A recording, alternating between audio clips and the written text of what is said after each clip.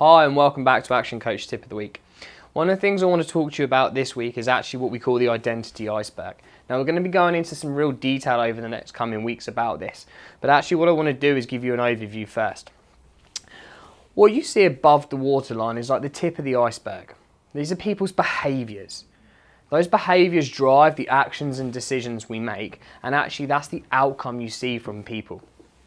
What we've got to think about is how do we come below the waterline? How do we start to improve ourselves, and actually how do we start to focus on changing where we are and what we want to do?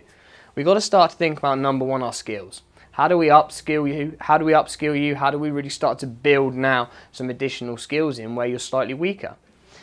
Beliefs. What are the beliefs you had before that need to change where you are right now?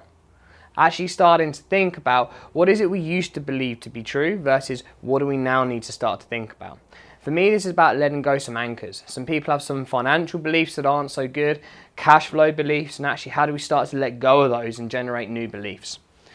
Values. What are the values you live by? Now actually these are hard to change. As we start to come deeper down the identity iceberg, they get harder and harder to change.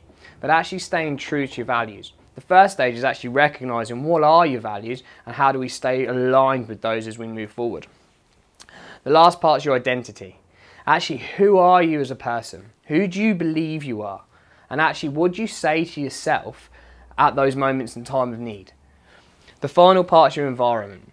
Think about every time you change your environment, when you're around different people, you're in a nicer environment maybe. Actually think about how your behaviours and your actions and your decisions change. Just think about actually how positive your mindset changes to.